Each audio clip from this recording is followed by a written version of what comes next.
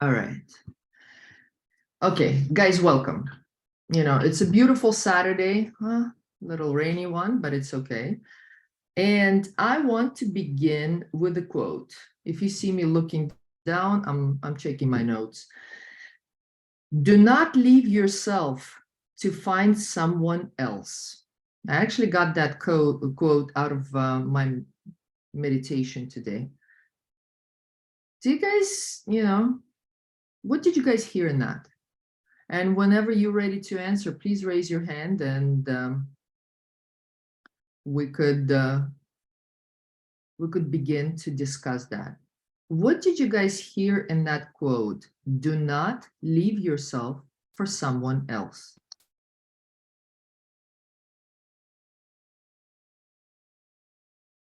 Because I remember when I first began searching for love, and I'm seeing new faces and new faces. I'm seeing new names. And I want to let you know a little bit about me. I'm a coach. I'm a life coach. And on this current journey, my journey, I've been separated for a little over than 6 months. And the reason I began to, to have these monthly talks, because love is something that is on my agenda to find out a little more about. Being married and being in relationships and having a child and all the rest of it, I'm still kind of wondering, what is love? What is love? How come we have such a hard time finding love? How come we have such a fine time understanding what love is? And Karen, I see you, and yeah, definitely, guys. And in regards to that, I began by simply, answering those questions for myself. So when I heard that quote today in my meditation, do not leave yourself to find someone else, it echoed. And I'll definitely give you my view on that. But let's begin with Karen. Karen, please unmute yourself, and I hope that I am pronouncing your name right.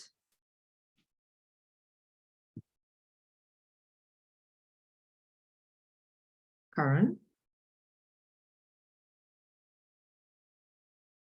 Okay. Paul, are you ready to begin? Hi, good morning. Yes, I am. I just want to thank you for this group. I just want to say quickly too, I'm involved with other groups as well, and I respect people who do put these groups on, and that it's not just about attending and then not showing up. To me, I find that disrespectful, because you're putting it on for the benefit of others, and I think those who do want to attend should commit to that and be here. So I'm very happy to be here, and I'm looking forward to a really good discussion. So on that quote you mentioned, to me, what resonates is, I think a lot of people have the misconception of finding a love in someone when they haven't found it in themselves first. And I I love think that. that is a real dangerous thing to do, because no one can love you as much as you do, and no one can ever fill what you only can fill, because it's impossible. Yeah. And people who try and find that, it's a futile search. You'll never find it. You have to be at one with yourself. You have to have that inner peace, that inner acceptance, and loving who you are, good, bad, ugly. And if you can achieve that, or when you achieve that, I think personally, that is when someone is in that right frame of mind to be ready to find someone else, not for the sake of being loved, but to give love. Oh, I love that, Paul. And Thank so this way, those two people who find each other will be as one, and it will be such a fluid, reciprocal, dynamic relationship. you. Yeah, that's exactly what it is. That is exactly what it is. Because I remember, thank you, Paul, for sharing that.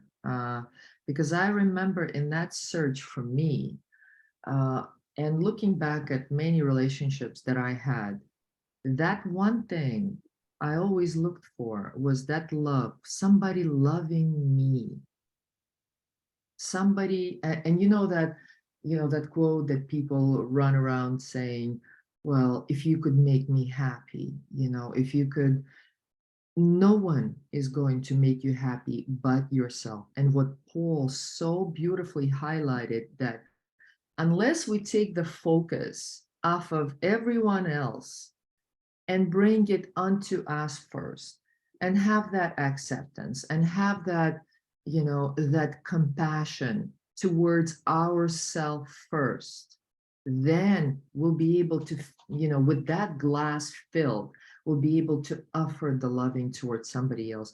Paul, I see that you raised your hand again. Is there anything that you want to add to it? I just want to touch on what you just said with, wanting happiness outside of yourself. And in this world, we're driven, or the world is driven by this ideal of, you've got to have so much money, you've got to have, a big house, you have to have so many cars, with the mentality, with the idea that that's going to make you happy. And sadly, it's repetitive failure each and every time, because I'm sure we all know stories of people who maybe have all those things, but are they genuinely happy? And for the most part, no, because happiness does come from within. And as you said, Irina, nothing can fill that other than yourself. Yeah, absolutely. Paul, wow, absolutely. You really begun, and we're not even scratching the surface anymore. And I see that this group is ready to get the ball rolling.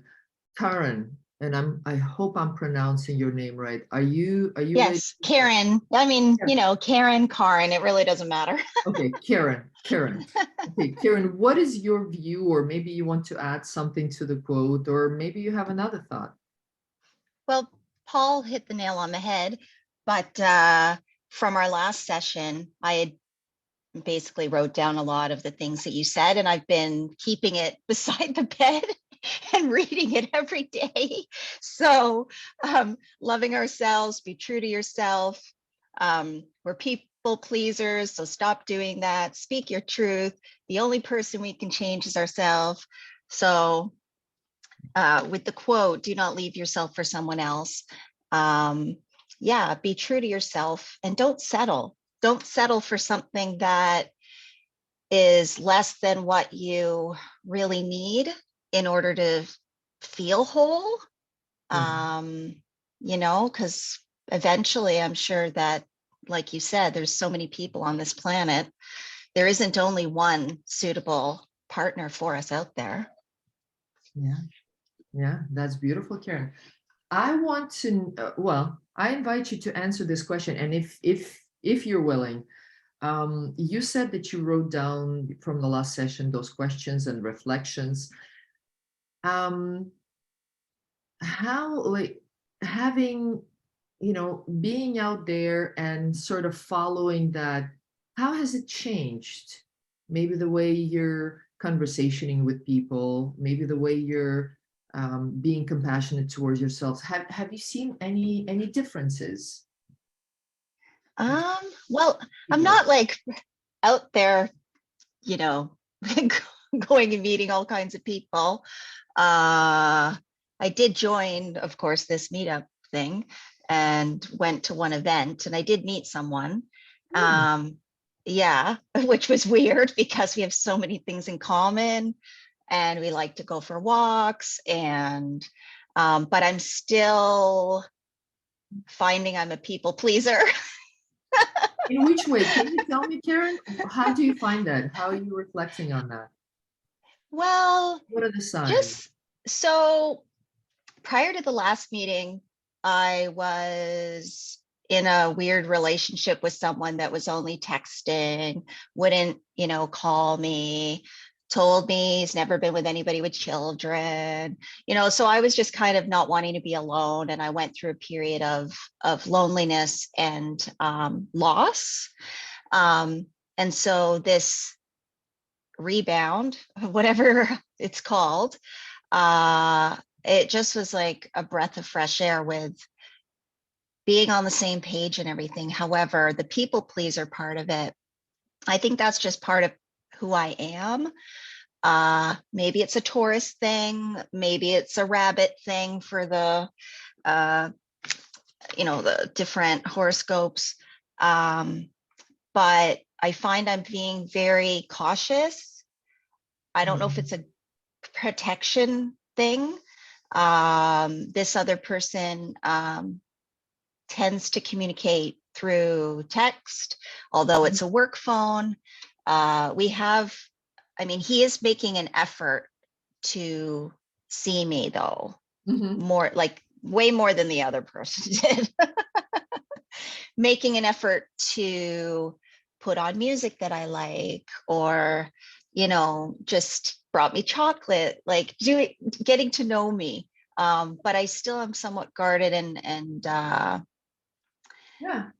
doing a lot of extra complimenting, doing a lot of extra ego boosting, doing a lot of things because I don't want to lose what is, starting. Karen, thank you. This is beautiful. This is exactly what we're aiming to find out here. Amazing. Before we go into, I don't want to lose, what we're beginning. Karen, can you give me perhaps one example, one little example, of you being cautious in this newly building relationship? Well, I guess I'm not being 100% open with the person. I know you did say communicate without hurting. And I have an open and honest communication from the start, which I do find I am being open, but not fully. So of course, I'm not telling this person that I need more, I need more communication, because I think, because I was a little too eager. 2 weeks into it, we had a phone call and the person was telling me, it's only been 2 weeks. It's only been 2 weeks and you seem all in, but I'm not. The door isn't fully closed, but we really need to get to, understand each other and know each other more. So I totally understand what the other person was saying. I tend to go full speed in with my heart and wanting to feel loved, rather than taking a step back and saying, wait a second, yes, this person's attractive, but I need to get to know them. Beautiful. And Karen, look at the sentence that you just said, wanting to feel loved. Guys, I cannot appreciate your honesty enough. Wanting to feel love, that is exactly what brings us to these conversations. When we look for love outside of us, wanting to feel love, hoping that that gentleman, that he, she, they are loving us, are accepting us, that is when we begin to get into that pleasing mode. I rather not say a little more than I should, because, well, what if that scares him? What if, he sees in Karen's situation, what if he sees that, I'm too clingy, I'm too needy? What if he sees that, and runs? But the truth is, guys, and that is where we're going to explore most of it, we want him, her, she, they, whoever, we want them to get to know us a lot faster than we think we do. Because why? If that person isn't okay with you the way you are, well, maybe that's just not the right person for you. We want to get them to know us faster. This is who we are. I love conversations every day. And if you're not able to provide that to me, well, then sorry. I want to, and Cindy and Paul, I see your hands. I want to just for 2 seconds give you my experience, because I got myself finally, after 6 months of trying to figure this, need or love for myself, I went and signed myself up to a dating site. I was ready. I honestly was ready. And I said, okay, let me see what, what people are, how to converse with people. And I said for the first time that I'm going to be myself. I'm going to be as true to myself as possible in my conversations, in my wants and needs towards the partner. And guys, it's what I very quickly realized that there are men and women that struggle with that, myself included, because when so the conversation begins happening on the site, and then some people that are willing to move past the texting and really get to know you, they offer that to you. Hey, do you want to take that to WhatsApp or whatever? Let's make a video call so we know we're not talking to some fakes. And I've noticed how quickly, some guys would do that I'm looking for a male mate. Some guys will do that. Others will continue texting to no end. They show up, they don't show up. And that usually to me shows a level of readiness for whatever relationship you want to create. And some people are simply not ready. Some people are just confused. And yet there is this common misconception. Well, I've been signed up to this dating site for now 3 months and I've met no one and yada, yada. Well, what is your level of readiness? Where do you want to take this relationship to? Do you want to continue texting, or you actually want to meet that person live, or on a video phone call and actually say, hey, let's go for a coffee? It doesn't have to be a dinner. It doesn't have to be drinks. It could just be a casual date, half an hour. Let's see if we like who we're looking at. And I noticed a lot of people are not being able to do that, to go past this texting thing. So Karen, I really appreciate what you're noticing. And I also am appreciative of the examples of cautiousness, because we sometimes don't want to, be that, manipulative or pushy, well, what if it gets that person uncomfortable and they drop us? Well, better that they do it now than 4 months down the road when, when we got our heart, on our sleeve, and we're already in, like we're full-fledged and we don't even know what that person's all about. I say move past, like if you're ready to act, let's go, bring your gear on, and just make sure that whatever is happening out there isn't defining you. It's actually talks about the level of readiness of the other person, whether it's a male or a female or whomever that you're going to meet out there. It's their level of readiness for commitment of some sort, whether it's a fling, whether it's a long-term relationship. And also, guys, going in here, focusing on you and wondering, hey, what do I need from a relationship? And last time I gave you guys an exercise that we're going to revisit today. But before we do, Cindy, what would you like to add? Hi, thank you. And it's nice to meet everyone. I'm new, so this is my first session.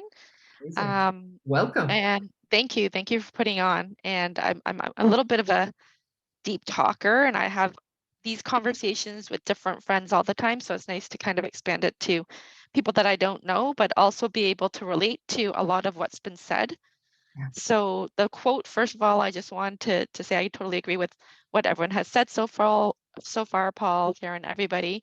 To me, I think where I'm very similar to experiences that Karen is having is I find that when I find someone that I think that I like, but I'm not really sure because I haven't really taken the time to know someone, I do jump in with 2 feet, and then I find that I'm making my life all about them, and I kind of forget about me, and I don't, perhaps I don't spend as much time with friends or family, or I'm not doing the hobbies that I want to do, and it's all about them and making sure that they're happy and what is it that they want to do, and not necessarily speaking my truth or speaking my true feelings about things.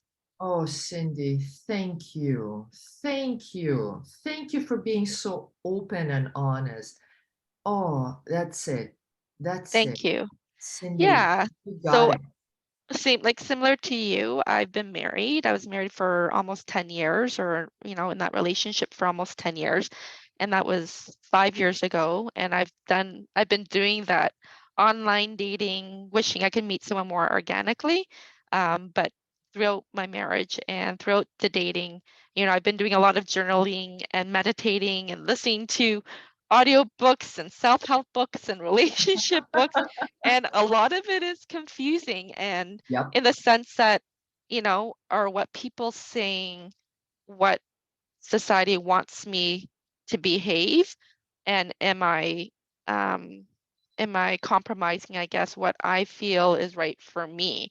So I Yeah. get that confusion there. And then also this is funny. I've been in this on and off again relationship for the past 2 years where we met in a divorce group, and have been I've basically liked him from kind of day one, and he's been kind of pushing me away, saying he's not ready, he's not sure if he wants to be in a relationship again, and he doesn't want to get hurt and all this stuff. And then recently he's told me he's ready and he loves me and he wants to try dating. But I'm still feeling like, and we can have quite deep, good conversations and be vulnerable with each other, which is one of the things that I'm attracted to him for.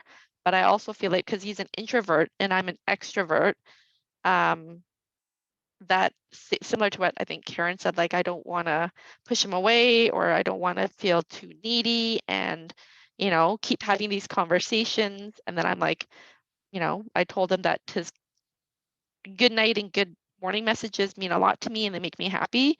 And I thought, that's a less pressuring way of saying it. And I don't want to expect it. I don't want him to feel obligated because I want it to be genuine. But I'm having a hard time finding that balance and, you know, kind of everything that we're talking about. So that's a little bit of my story Yeah. and why I'm Well, here. Cindy, thank you. Thank you for sharing that story. Me too. And that, like, me too, because I also, used to sell myself short and ran around and forgot about my family and my child and my hobbies, just like you, Cindy, said. And I was so consumed with the thought, or the way I looked, or the way I wanted things to look with this next guy, that I completely forgot about myself. That is exactly why I began today's conversation about this. Do not leave yourself for someone else, because that is what happens, guys, when after we move in together, we have this beautiful dating relationship, I don't know, 3 months, 4 months, a year, 2 years, and then finally we move in together, and very quickly things become a little boring, little hostile. We're kind of beginning to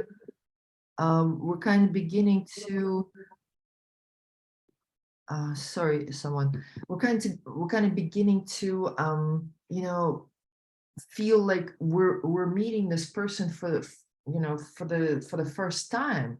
We're kind of beginning to recognize that some of the things that we were loving about them actually have disappeared. Why, guys? Because when we enter in to this new and exciting relationship, just like Cindy and Karen had said originally, we begin to please. We begin to please others to, oh yeah, you want to do this, although inside you don't like it. Give you an example.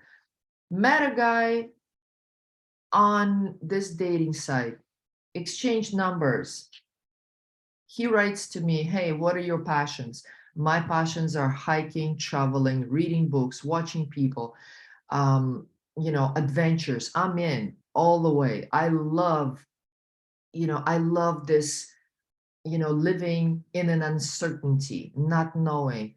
And this guy goes, well, I'm into, into investments. I like to read a lot of investing books. I spend all my time investments, investments, investments. Right there, guys. I had that feeling where I'm not sure. But I was like, okay, that's a first red flag. I was like, okay. And then he cracks a joke. Well, I guess we have different interests. And I go, well, yeah, interests could, our interests don't have to be the same for us to, to have a conversation. And then as we go along, I'm noticing that we're not even, he doesn't like traveling. He spends all his time reading books, and if he's not reading books, he's working. A few times I had to repeat myself 7 times that I'm a life coach, and each time he's like, yeah, what does a life coach do? But you know what? I bought Bitcoins and and so he's talking to me about, he's sending me texts and texts and texts about investments, never asking me, hey, Irina, what, maybe we could take it to a next level. And we've been talking 2 weeks, guys. And I went, okay, this guy is all about himself. He wants to tell me how great he's at investing, and being a life coach for as many years as I have been. I know the guy is looking for approval. He's seeking approval from me. Well, wrong girl. I'm not going to give you approval. You better find it somewhere else. I'm not looking for approval. What I am looking for is a partner that can complement me, my likes, my wants. You don't like to do, because the first thing he said, well, yeah, I'm not into hiking. What am I going to do with the guy that is not into hiking? Yeah, if my idea is I want to spend our times together, we have to be able to have things that we enjoy together, because if I bring you on the hike and you're miserable, well, guess who else is miserable? So guys, what are you hearing in that? And I'm seeing again Hans and Paul and Cindy and Karen. I also want to hear from people, that have been patiently listening. Who else wants to add something to what has been heard? I can add something. It's Go Karen. on, Karen. I just find that the whole dating thing, it's really like an interview process.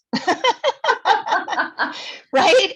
Somebody said that recently to me. I can't remember who, but in this current relationship that is new for me, I started off with lists. I would write down questions on paper of things that I wanted to know, because really, you don't want to waste your time. You don't want to spend, especially with the texting, you don't want to spend weeks on end getting to know 5 things about a person, only to find out those 5 things don't jive.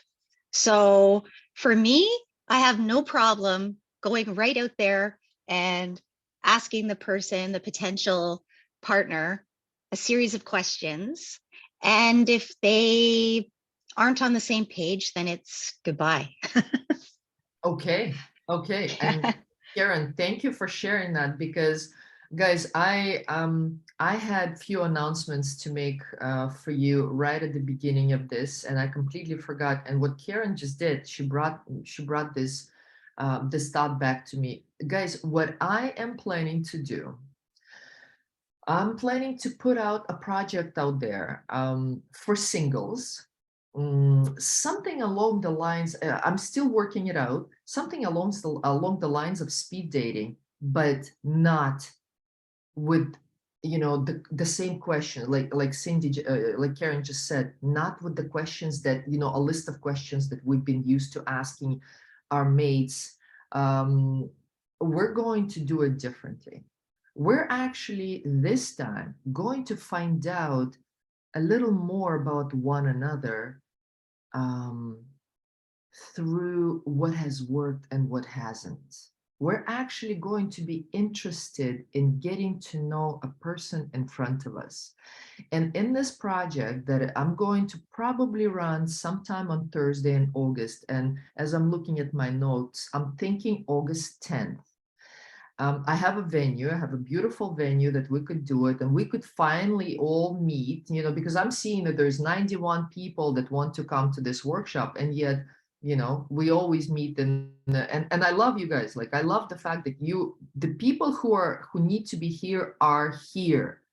And if we could take it next step, and you know, what we're going to do something completely different. Because when I work with my clients, the only thing I come across over and over, it's this communication process. And believe it or not, guys, I work with a lot of men, guys always say to me one thing: hey, each time I meet a new woman, it's like I'm going to this interview.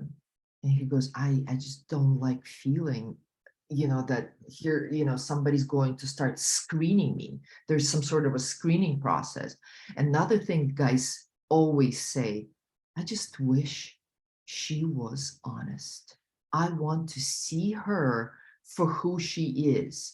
And a lot of men are usually saying, you know, a lot of times women pretend to be somebody else. You know, they pretend that there's someone else for us to like, you know, to suit my lifestyle. He goes, I don't want that. I want her, the true her, you know.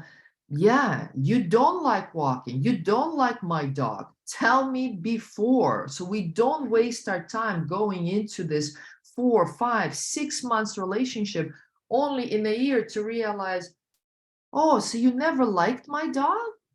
Oh my God. So you actually have allergies? Guys, that is what when I say speak your truth. Don't lose yourself for, you know, for the hopes of, you know, fitting the bill of this next her, she, you know, whomever.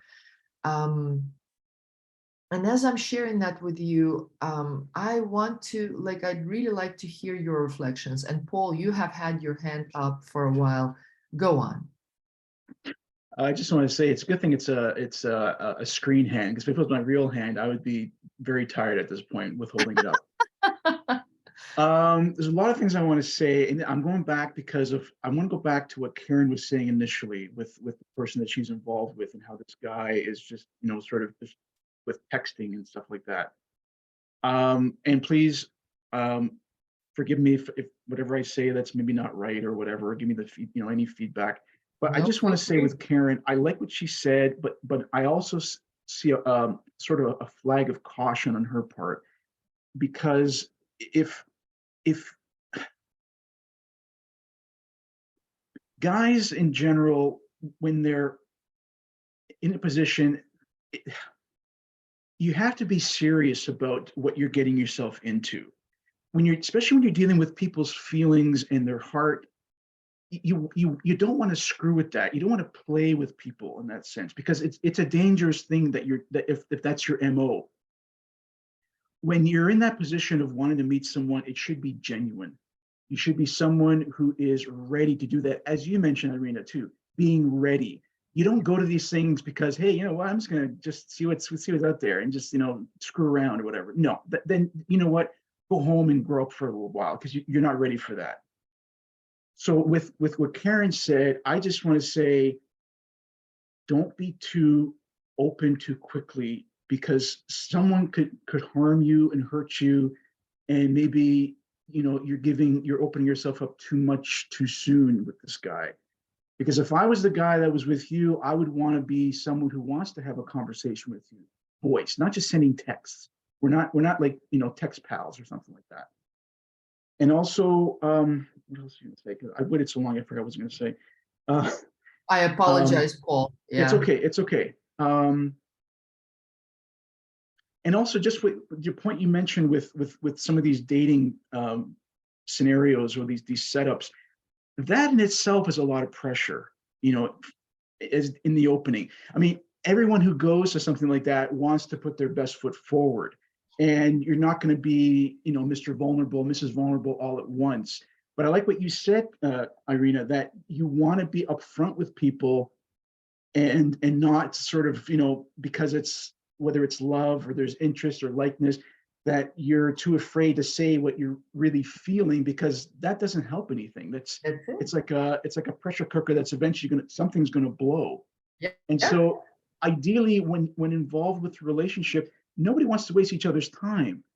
This is not a game. It's something that, with the ultimate goal of being with someone and having and building a relationship that based on honesty and not just, a frill or thrill, whatever, And so it's just important to bring honesty to the relationship, but also the caution, because you don't know another person's story and you don't want to give too much of your story all at once, because there could be potential for hurting one another.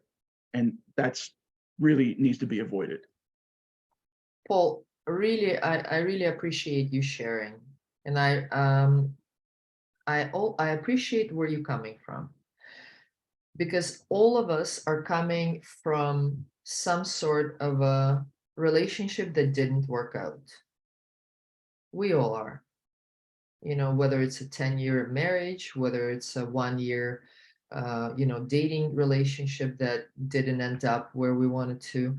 And we make assumptions, and we take our past and that experience that has happened to this, to the person that we were with, we take that to define us. And this is, guys, what I'm really hoping we learn in these workshops together, and more that are gonna follow. Because why? Guys, each relationship is a chance to get to know another. And just like Paul so beautifully said, it's definitely a level of readiness. And all people are, have different assumptions, have different meanings to the word ready. Some, like myself, are ready. Paul, I see your hand, and I'm definitely going to not make you wait long this time. But I would like to finish what I wanted to say. You see, in our need to find the relationship, we have to begin with us. What kind of relationship do you have with you? And I know this is a very open-ended kind of question, and maybe it's not the one that you are willing to answer right away, but we're going to go back to this over and over and over again. What kind of relationship do you have with you? Are you consistently offering enough attention to yourself, to things that you want? What kind of routines do you have in your day? What are some of the things that you love doing and you could be doing without, anyone constantly being there? What are your hobbies? What are your interests? What do you find fulfilling in your life? And when you share that with someone else, you don't have to go to your past stories or, how many children and how many breakups you went through. But if you genuinely, on the first or second conversation with the person, and I definitely advise to have them, to have as less of conversations over the text as possible, just like this, who said it right here? Yeah, I also recognize that guy was a scammer. Yeah, the only thing he wanted to talk about, yes, thank you, Cindy. The only thing, and that was like, block, let's go right away. Yeah, because guys, you want to know that you're talking to somebody real. And I'll just end here. Paul, what do you want to add to this? First off, I apologize. I didn't mean to interrupt you with the hand raise. I just I No, mean, no I put it worries. up there just whenever you were finished, you could call on me. Yeah. What I wanted to say, or what comes to mind right now, and this is for all of us, and I think it's important to know your worth. Because Okay, talk to me about that, Paul. Yes, to know sure, your worth. know Mhm. your worth. Know that you are, you should always keep yourself on a high tier. Like you don't want to diminish yourself or bring yourself down because of somebody else. And not to say that you have to be, unachievable, but what I'm saying is that you don't want to settle or feel desperate that this person, you have to have this person, or think that if you, this fear of losing this person. But if they're not worth hanging on to, then yeah, they're worth losing. And so Oh, can you, and Paul, I'm sorry for interrupting you. sure. How do you know that they're not worth hanging out with? Is that what you Well, said? just like your example with that person, the investment guy. Yeah, Now, if he was someone who was interested in you per se, yeah, then he would compromise and say, you said you like to hike, right? That yeah, might not be his thing, or he could say, you know what, I've never really been on a hike before, but you know what? I'll try it out. Yeah, let's try it because he might like it, yeah. That's right? it. Yeah, Exactly. So when someone is willing to compromise, willing to try things that either party likes, then that is someone that you could start something with right from the start, like right from that start. That's already on a good foot. that's it. That's it. Yes, Paul, I totally agree with you. Because yes, So like go you on. said, which was, and I give you credit for that. You said after 2 weeks, you said this isn't going to work. Mhm. Awesome. Exactly. The worst thing you could have done was, well, you know what? Let me try another month or two and see what if you'll come around. Or no. And that's what I'm saying. That's you knowing your worth. You knowing that this isn't the guy. Yeah, Now, thank if you. you've thought less of yourself, you might think, oh, you know what? I met this guy and I don't know if I'll meet somebody else. So maybe I should just try and make this, make it work for this guy. Yeah. No, no, no, no, no. Paul, you hit a nail on the head. That's it. Because when we feel that there's no one else to meet, yeah, we have a tendency to, click or hold on to this person, and God forbid he or she, leaves us for someone else.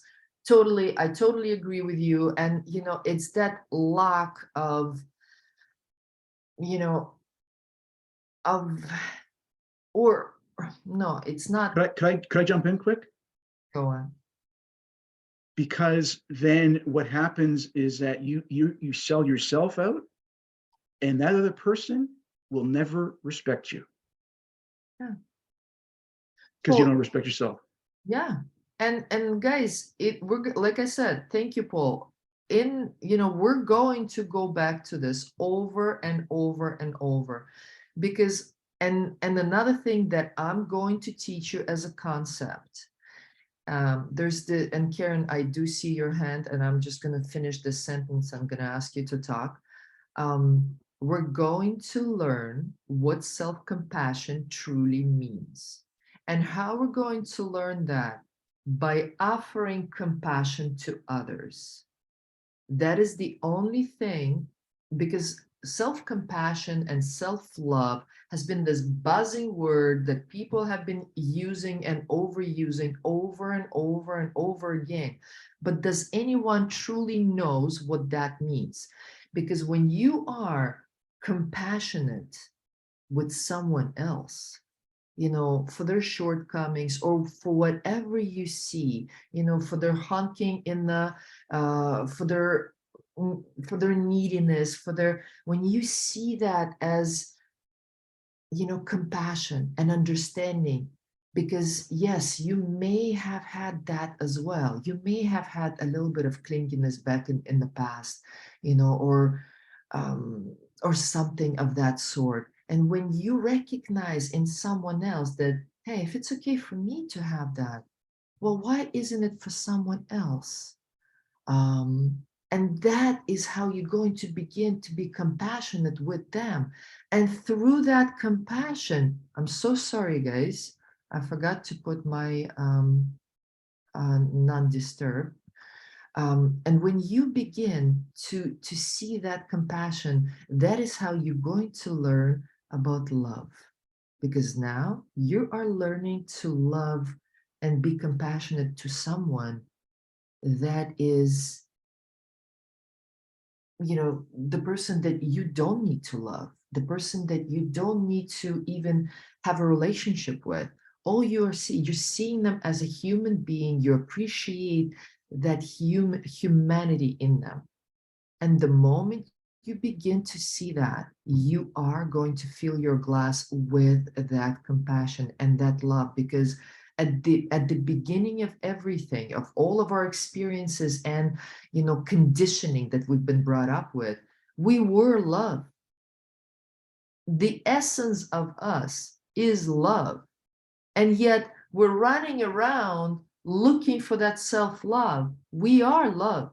And if you guys are interested to go deeper into that, we definitely will. Karen, what are your thoughts on that? Or what did you want? I just had one tidbit of advice regarding the dating app thing. Okay. My experience with the dating apps, because I was on 2 of them,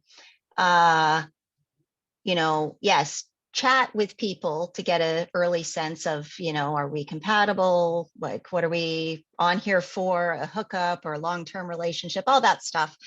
But I would say the best thing is to try to meet up with the person for coffee. That's a safe thing. At a McDonald's, at a Starbucks, you name it, up the street. Don't give away your address. I always pretended I didn't know the location, yet it was really only a few minutes from my house.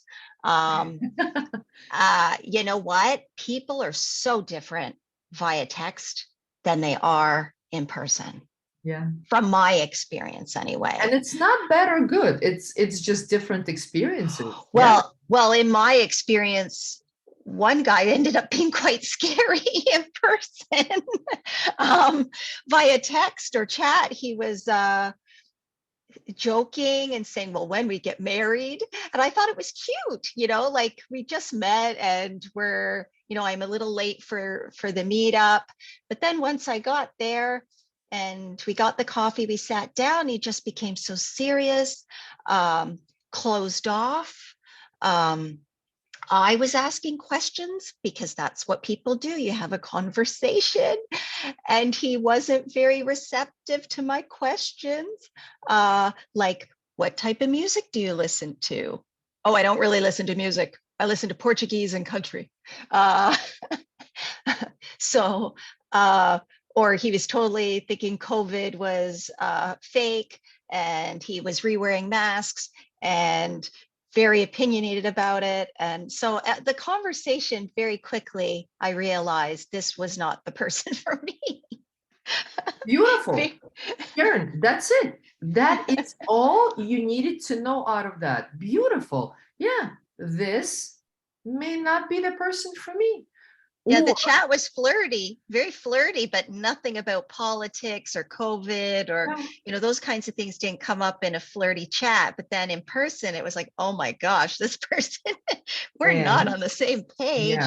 Yeah. And you know chemistry. You also feel the energy. There's a difference of energy when you're in someone's presence. Yeah.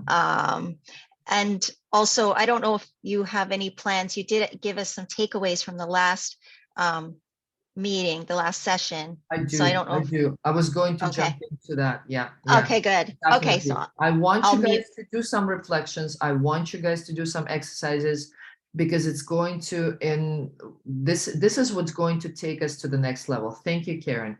And I want to add this.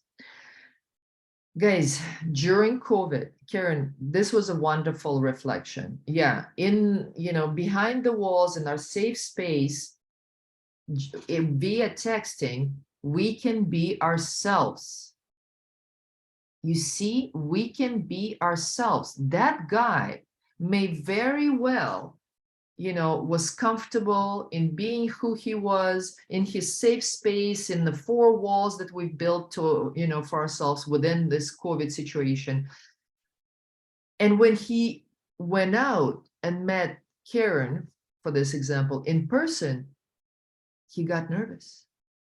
He got nervous. He didn't know how to act. Maybe he liked Karen so much that he just, lost the whole idea of him and just didn't know what to say. And here's Karen keep on asking questions. And although he says that he doesn't listen to music and yet he comes up with, well, but I listen Portuguese music and all the rest of it, right? Guys, that is when I begin with compassion. What we see, and I'm going to slowly begin to unveil this, no, not this thing we call love, but this idea of us, of who other people are. Because Karen, I gotta tell you too, when COVID was over and I began to see my clients again in person, I noticed how nervous I was. I noticed how, like it wasn't normal, like this was my space. And prior to COVID, this is the only thing that I did. I saw people in person. I thought nothing about that. I had a lot of groups and events and all the rest of it, but COVID had placed a bit of safety and insecurity on all of us. So now that we see the person in person, face to face, we suddenly don't know how to act anymore. And that is when we're going to begin with that self-compassion, and we're going to understand that if I see this person as this, and that, being closed off, a bit of judgment going on, we're going to question our thoughts, because everything that we see out there, guys, is the mere reflection to our thoughts, to who we are. And I know it's a little too much to take in these deep conversations about love, but if you are curious, we definitely can go there in our later sessions, because that is where the truth is. If this guy came into your view as a person that's closed off, as the person that, a little, and I don't know what was that judgment, Karen. Ask yourself. He seemed arrogant, actually. That's it. Beautiful. So a little closed off, arrogant. I'm gonna offer you this, Karen, without any judgment towards you, but only curiosity. Where can you be a little bit like him in your life? What is your equivalent in your life of arrogant, closed off? And I'll give you an example. I always thought of my son. I needed my son to love me. It was, and guys, when we're talking here, it's not only, about relationship with men. It's also about loving relationship with our children, with our parents, with our, I don't know, uncles, friends, whomever. When I saw the need for my son to love me, and my son to constantly call me and, text me, and I always had a judgment. Well, why doesn't my son call me? He's arrogant, he's short, he's this, he's that. And then I looked into me. Hey, where am I a little bit like my son? What is my equivalence of his behavior in my life? And very quickly did I notice that I was exactly the same to my mother. Here are two sisters. My sister, you guys see, Maya, and myself. She calls my mother every day. Our mother, my mother. I call once a month. You see? And the moment we begin to recognize that I am a little bit like my son, I also don't call my mom every day. I don't see the need in that. So why am I seeing that need in my boy? Why am I so, clingy and needy towards that? The moment I saw that, I offered compassion. And I was like, yeah, he doesn't need to call me or text me every day, because I don't do it. So you see, that is how easy we're going to walk into this self-compassion, and that is how we're going to limit the judgment. Because when we're going to have that judgment towards our mom, towards our children, towards our next relationship, we're going to stop and ask ourselves, hold on a second, but where am I a little bit like that? And guys, a workshop exactly on that is coming up in August. So watch out for that. And Paul, you have the mic. A lot of good stuff was said. Yep. And I just want to say to you, Irina, that very insightful with what you did. I thought that's just like fantastic. The way you just a lot of self-reflection and just inner finding in terms of what you seeking out the answer, because you with your son, you know what, you could have turned it into a screaming match, but you didn't do that. Yeah. You paused and you just thought about it, and you thought, well, what's the deal here, and you figured it out. Yeah. I just want to go back to what you were saying about compassion. Please do. When I think, like personally for me, when you're someone who values another person's feelings and needs, then that's when you can show that compassion to another person. But it's interesting, unless you've done that with yourself, you can't do it with someone else per se. It's self-reflection. You're absolutely right. It's like, so self-reflection. if someone, let's say you're involved within a relationship and the other party says, I just want to share some of my feelings with you. And so the other person could just say, oh, I can't do that right now, or can we do something else? But that person is wanting to share with you. And so the other party would say, yeah, absolutely. Sure, we can talk, we can, whatever is bothering you, or whatever you want to talk about. And so that there's that reciprocal exchange there, and not wanting to change the channel or something, or change the subject. So just in summary, it's important to just be aware of another person's feelings and what their needs are throughout the relationship. Paul, I really appreciate that. I really appreciate all of the reflections and your participation in this call today, because it is important. That is how we learn.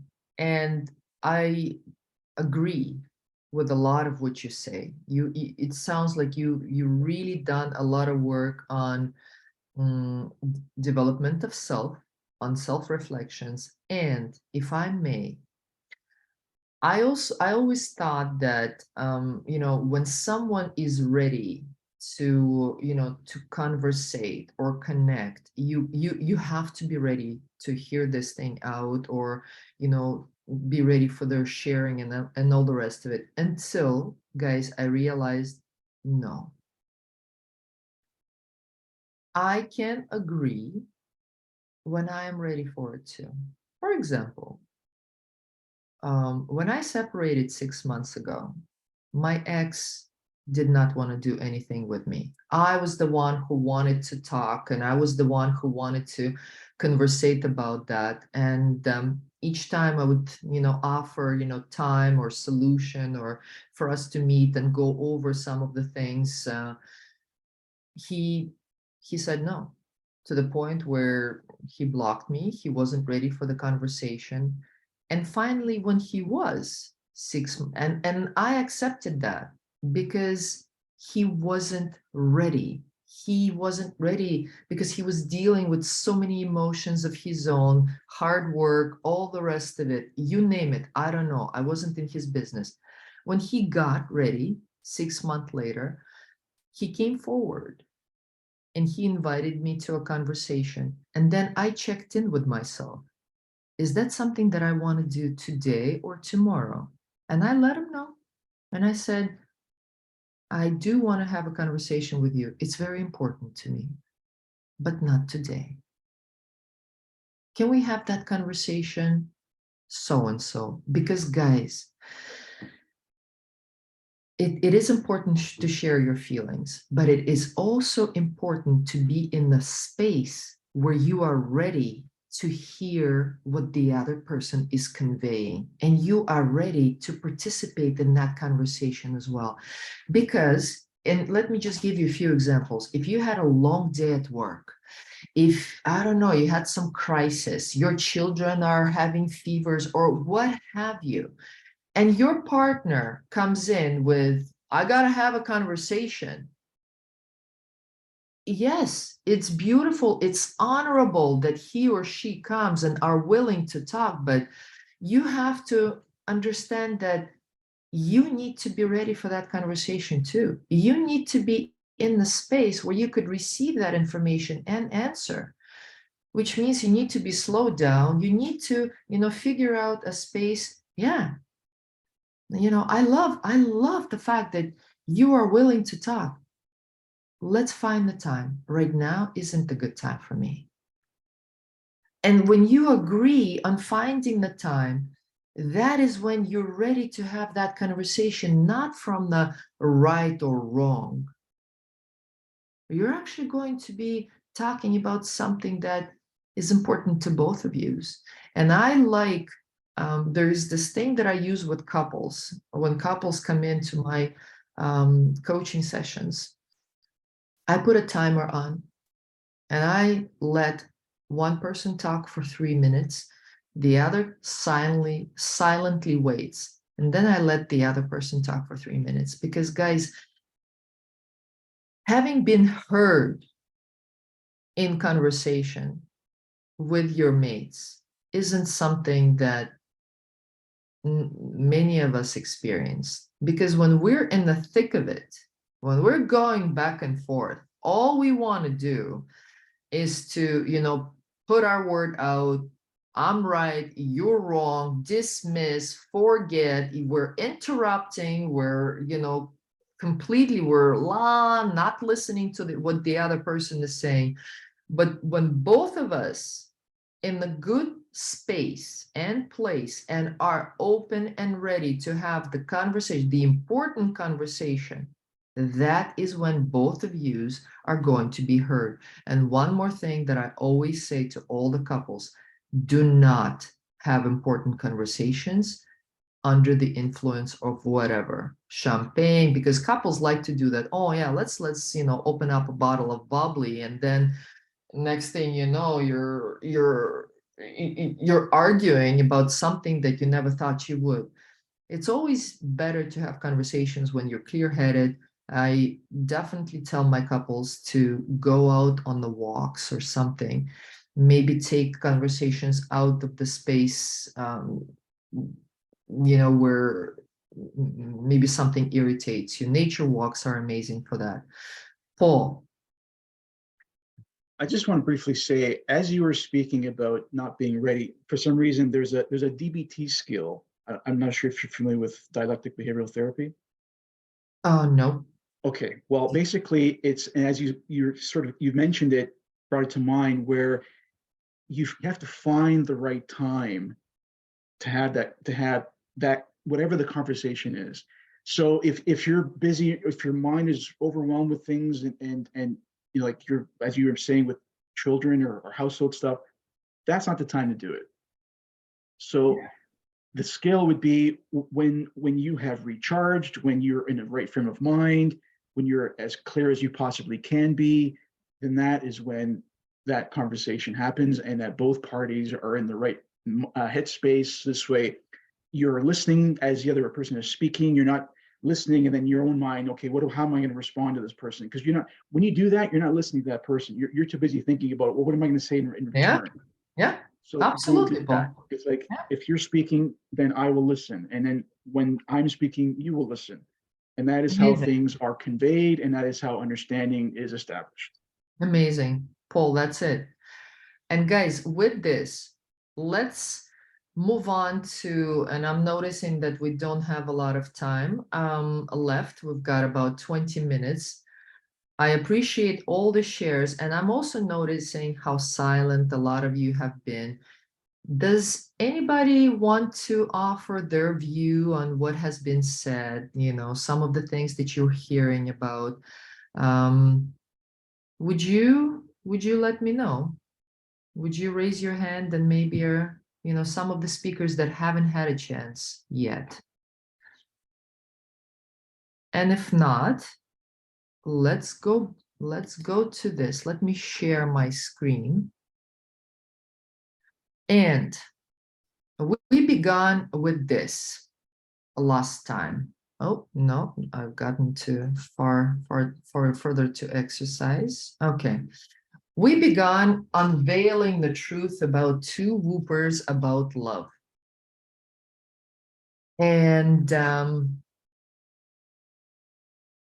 here are the two huge whoopers about love. I need to win people over to make them love me. I can manipulate your love and approval. And if you love me, you'll do what I want. These have been two major, unfortunately, stumbling blocks in every and which relationship. And I'm talking about all. I'm talking about children. I'm talking about mothers. I'm talking about fathers, uncles, our mates, because the need to win people over, to make them love me. What do you guys hear in that? I manipulate your love and approval. And the second, if you love me, you'll do what I want. Can you guys share with me how many of you have experienced that? Oh, Paul, I'm gonna wait. I know you've been very active speaker. I would really like other people to comment on that. I really want to hear fresh views from guys that have been silent. What are you hearing in this? I need your love. I'm waiting for an approval. And if you love me, you'll do what I want. That was the one that really got me when I first read it. Is it okay if I speak? My name is Leah. I'm driving. Hi, everybody. Hi, Leah. Thank you. Thank you. Of course, it's okay. Thank you. I personally have been on a self-love journey. And so what I hear from you in saying that is ultimately feeling that there's like a tit for tat and I have to do in order to receive love, when I should really just be loved for who I am. Yeah. Yeah. Yeah. Leah, that's it. I should be loved for who I am. Yes.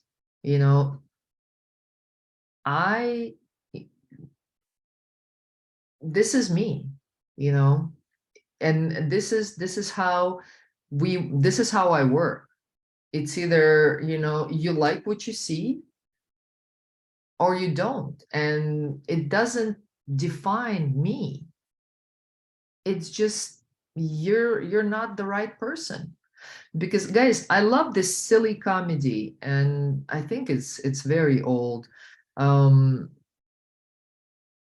He's just not that into you, and something of that sort, guys. And I invite you to watch that, because there's a lot of truth in that. When we're out there seeking and and running and doing things for love, and there's a beautiful word and misunderstanding, compromising. Compromising.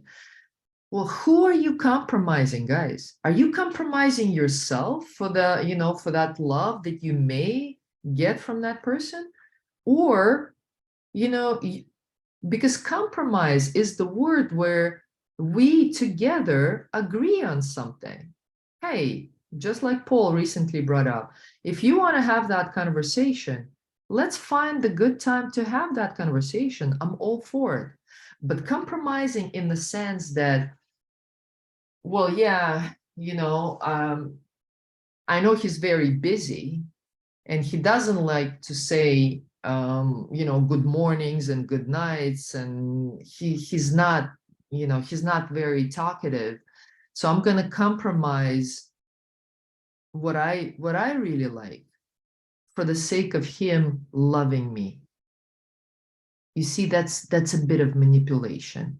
And that kind of compromise is something that is just not useful, not to you or him or her, they, whomever. This is a chance for you to have a conversation about that. Hey, I love receiving morning messages. And he may or she may ask you, hey, what's the reason behind that? What is the reason you want to receive those messages? And you just simply saying, I don't know, that just lights up my day. And, you know, being open to hearing what he or she says, you know, like I really don't like texting. That's not just the thing that I do. And you could then in return say, hey, so what do you like? Like, what would be achievable here for you? Maybe it's not texting. What was it? Well, you know, maybe I could just call you. Yeah, give me a call. And you see, you've agreed on something. You didn't compromise your idea of receiving what you want. And yet you've agreed on this distinction, not distinction, on this idea of something that you really want to have in your life. Paul, I saw your hand and I'll definitely ask you. Okay, I'm watching the time, so it's 12:15. This, you know, there was this guy that I met that constantly kept on writing me messages. I miss you. I miss you. I miss you. And I was just like, Jesus Christ, like, look, we just met. You know, have you even learned a little about me to say that you've missed me? And I had a conversation with him about that. A simple, open conversation. And it was so beautiful. Like, he felt appreciative. He goes, well, you know what you guys told me? Because I was doing it because I thought you guys liked that. I thought you guys liked to hear I miss you messages. Where is he getting that? He's getting that from that previous past relationship that didn't work out. And she might have told him the reason it didn't work out because you never said enough, I miss you to me. So this guy, you know, from that past experience, now takes it into his future relationships and overdoes it. Aka, you know, manipulating his next woman, you know, by these I miss you messages. So this way, you know, she doesn't walk away from him. What are you guys hearing out of that? Because we're really in the thick of this manipulation and the need for love.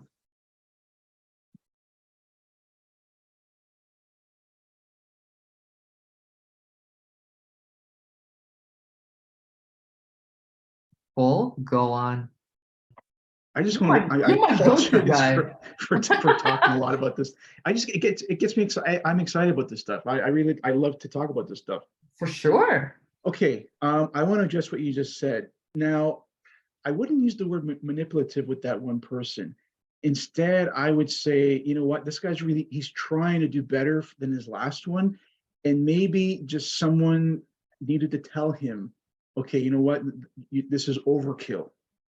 But I would give him a pat on the back and say, but I like that you're aware of it. Because the other side of the coin could be, you know, he could have said, screw it, I'm gonna not say that to someone else. But he's trying.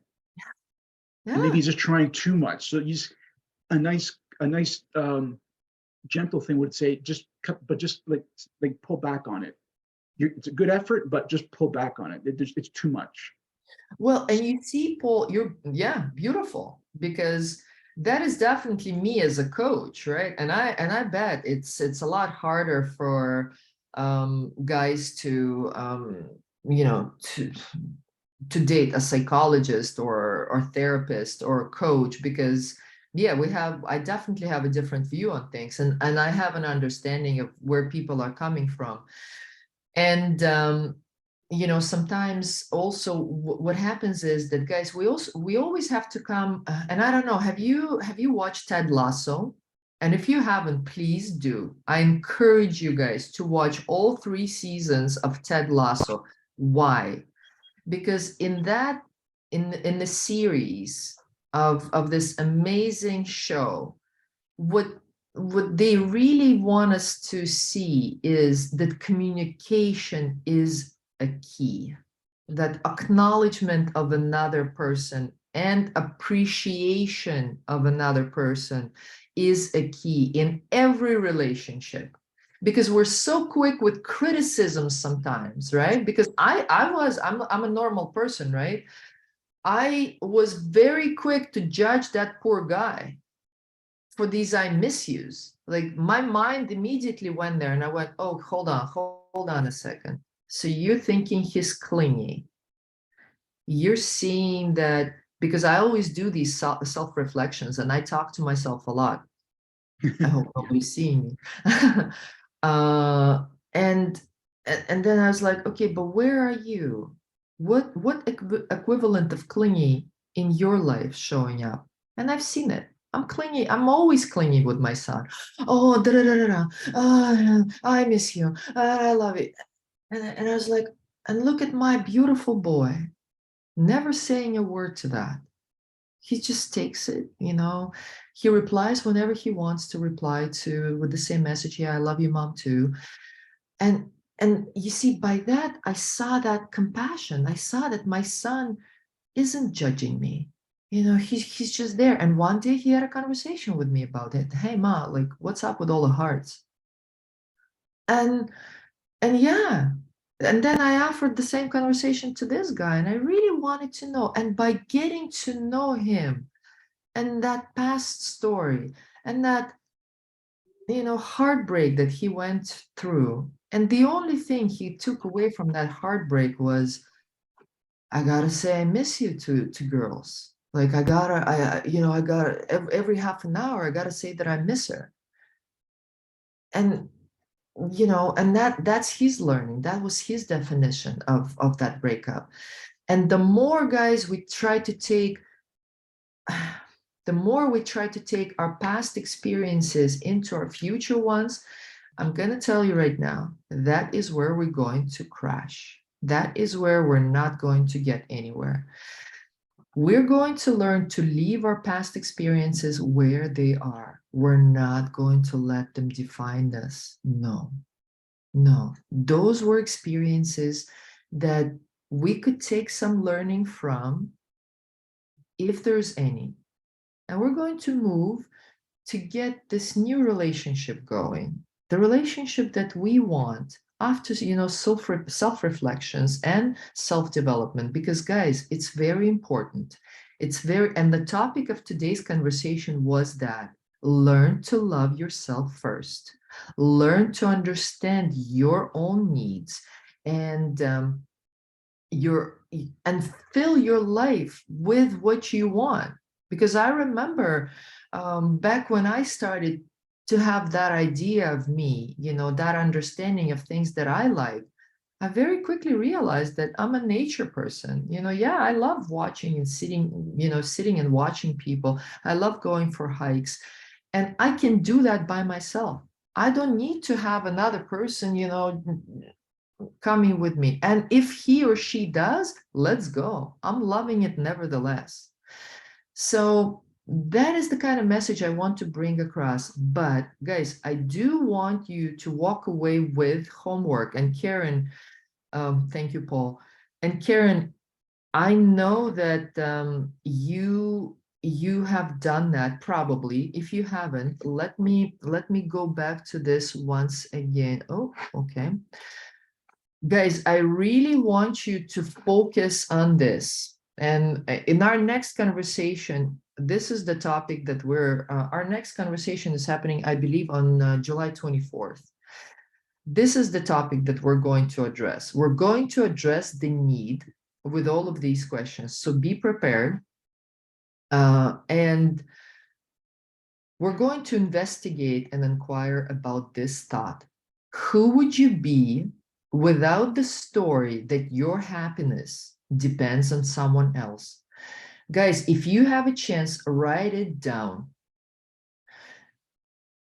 Who would you be without the story that your happiness depends on someone else? We're really going to dissolve this in our next conversation. And to get back to the exercise that I really want you to do, I want you to create 2 lists. And you could definitely send me your lists to iconiccoach@gmail.com, and my sister can post that email address. I would really love to see your lists. And please, in the subject line, put your name and, 2 lists. This is all you have to do. And your reflections, because in this exercise, I want you to take your time, do not rush.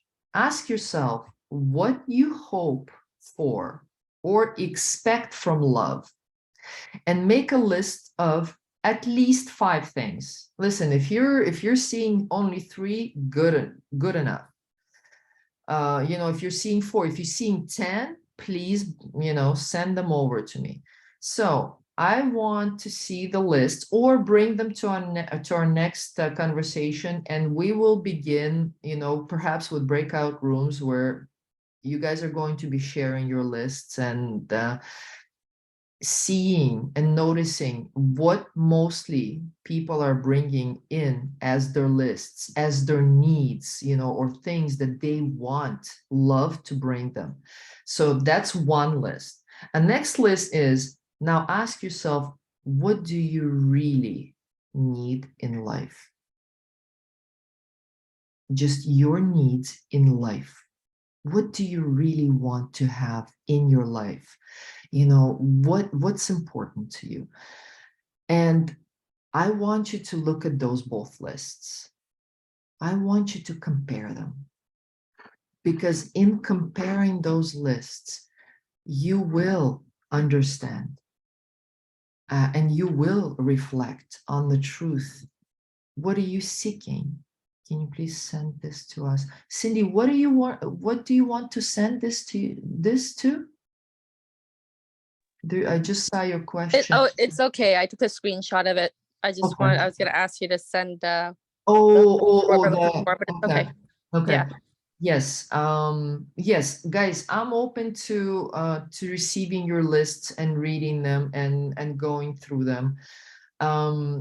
And as our time is running out here, does anybody have any questions in regards to this exercise and something that we're going to talk about in our next session? Let me just quickly check, when is our next session, because I believe it's on 24th. Do you guys have any questions at all? I was later on the call because of what I had going on today, but I really wanted to be there from the beginning. Is there any way that I'd be able to see the recording? Yes. And Leah, right? Yes. Leah, you can email to me at iconic@gmail.com, and I will send you the recording. And Leah and all the rest of you guys, I've got a private Facebook group going on, and my sister is going to put that into the link, into the conversation. And that group is Let's Talk About Love. It's exactly the way, and this is where I usually put our recordings in, and I put our exercises, and I welcome communication there. My sister just put it in there. Leah, I know you're driving, so if you want to send me an email, I'll definitely shoot the link over to you, or audio or video recording. So you could begin listening. You could listen from the beginning, because there was a lot of truth. It was a lot of good that was spoken here. Thank you so much. And guys, I'm looking at my phone and I'm noticing that our next conversation is on July 29th. And yes, let's make it a powerful one, because we have learned so much up until now. we're going to distill and we're going to begin to question your thoughts. And guys, there are there's an amazing workshop that's coming up on July 16th. I call it the Wheel of Life Workshop. It is $20. I'm not going to lie to you. It is $20 and it is going to be for 2 hours. I'm going to ask you to come prepared if you want to come prepared to take a look at your life and to notice the priorities. Because as we're talking about the needs in our life, as we're talking about, our wants, we're going to begin to visually see with this Wheel of Life workshop, where up until now our priorities lay.